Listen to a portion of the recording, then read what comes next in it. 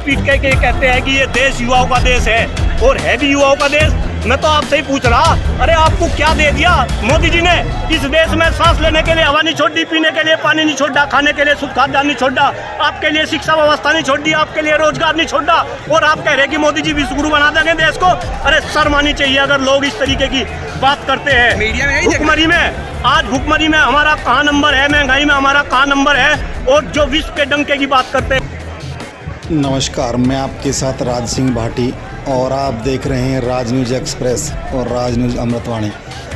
आज हम आपको एक बहुत बड़ी खबर बताने जा रहे हैं, जो कि दो पार्टियों के बीच एक झगड़ा है, बीजेपी और कांग्रेस। जी, आपने पहले भी सुना होगा कि माननीय राहुल गांधी जी की संसद सदस्यता चली गई थी एक मानहानि के केस में, जो कि उसमें उनका घर भी खाली करा लिया गया और उनको रोड पे ला कर खड़ा कर दिया गया।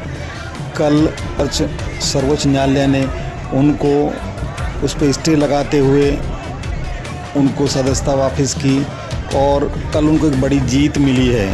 उसी जीत को लेते हुए कुछ लोगों ने क्या कहा, माननीय राहुल गांधी ने क्या कहा और पब्लिक का ओपिनियन क्या है, आप खुद सुनिए इस पूरी खबर में विस्तार से।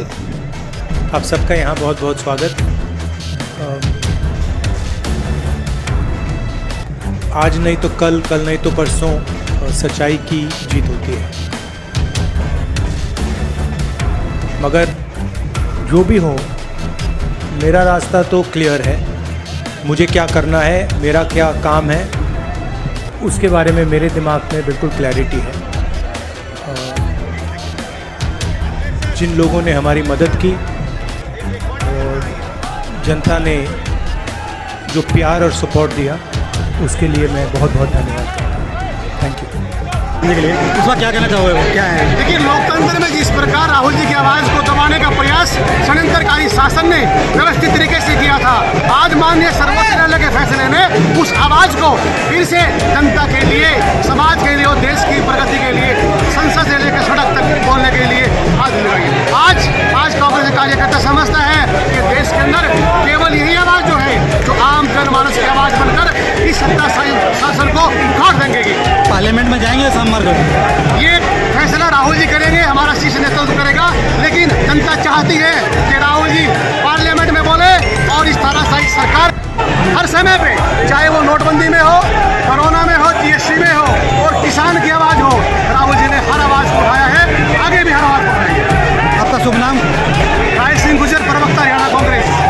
परी होना चाहिए। भारतीय जनता पार्टी वाले अटल बिहारी वाजपेयी जी के उस स्टेटमेंट को याद करें। अगर आप इस देश के अंदर नफरत फैलाएंगे, धर्म के नाम पे लोगों को लड़वाएंगे, जाति के नाम पे लोगों को लड़वाएंगे, आप तो घर घर के अंदर लड़ाई करा रहे, आप तो बेटे को बाप से लड़वा रहे, तो कहीं ना कहीं अब जनता समझगी कि भाई वे तो थे जो है गोरे अंग्रेज, और ये आगे काले अंग्रेज। अब इन काले अंग्रेजों को भी जनता इस तरीके से भगाएगी कि आने वाली 7 पुश्तियां भारतीय जनता पार्टी की याद करेगी, इनको ऐसा कर देगी कि मोदी जी ने देश बदल दिया, विश्वगुरु बना दिया।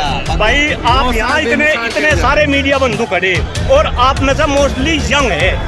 ये देश चलाने वाले मोदी जी छाती पीट के कहते हैं कि ये देश युवाओं का देश है और है भी युवाओं का देश।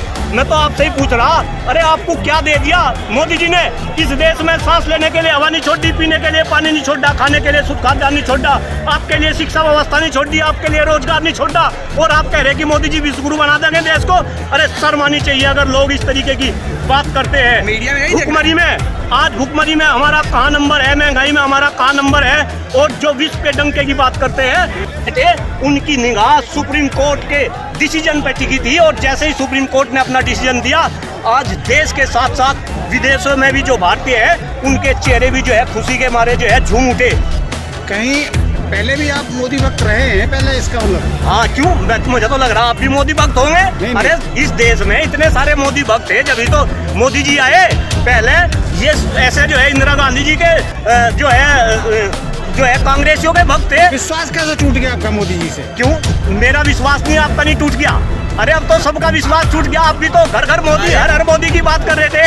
ये वही मोदी है जो बनारस के अंदर चुनाव लड़ने के लिए गए और उन्होंने कहा ना मुझे किसी ने बुलाया है, ना मुझे यहाँ भेजा गया है, मुझे तो केवल और केवल माँ गंगा ने बुलाया है। आज गंगा का हाल देखो क्या हो रहा। गंगा अपना दर्द जो है किस तरीके से रो रही। गौ माता का हाल देखो किस तरीके से हो रहा।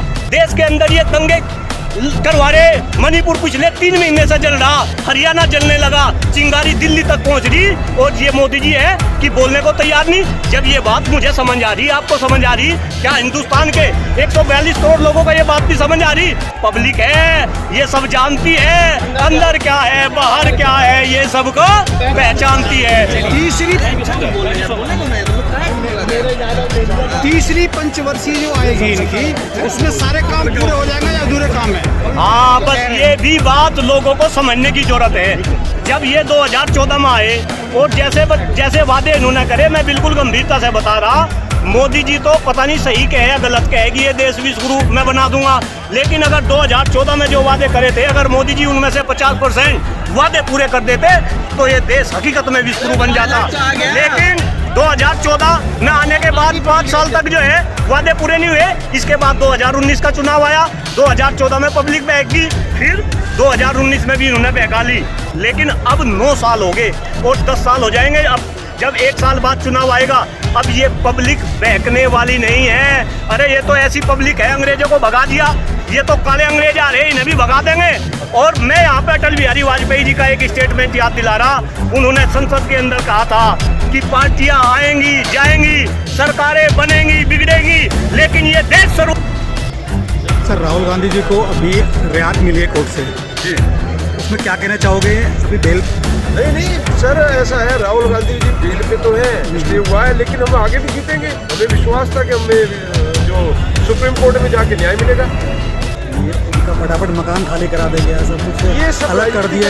एक फैसला था, पहले से एक षड्यंत्र था राहुल जी के खिलाफ कि उनके तुरंत उनको सदस्यता से निलंबित करो और तुरंत उनका बंगला खाली कराओ। एक ये साजिश थी और उस साजिश के तहत ये सारा कुछ हुआ है। आज देखो, कोर्ट ने भी कहा ना, सुप्रीम कोर्ट ने भी कहा कि इतनी जल्दबाजी क्यों थी, निचली अदालतों को इतनी जल्दबाजी क्यों थी। ये आपने भी देखा है कि ये एक षड्यंत्र के तहत सारा राजनीति थी।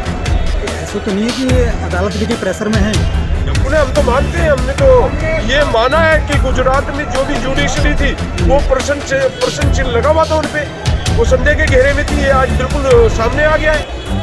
आपके पक्ष में जजमेंट आए तो ठीक है, जजमेंट नहीं आए तो गलत है। नहीं, हम तो आंदोलन में थे पहले से। हम मान रहे थे कि सुप्रीम कोर्ट में जाके ये फैसला होगा, हमारे फेवर में होगा। एक जुडिशरी जो है हमारी, सर्वोच्च न्यायालय जो है, वो सही जजमेंट देगी।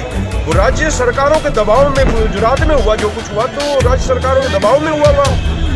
ऐसा लगा कि हमें ऐसा लगा कि जुडिशरी भी दबाव में रही गुजरात की, लेकिन सर्वोच्च न्यायालय में न्याय मिलता है तो हम वहाँ न्याय के इंतजार में थे और ये फैसला हमारे हक में हुआ। आपकी भावना थी कि सर्वोच्च न्यायालय कहीं गलत करेगा, पर ये कि मन में नहीं, कोई भावना थी, हमें विश्वास था, पूर्ण विश्वास।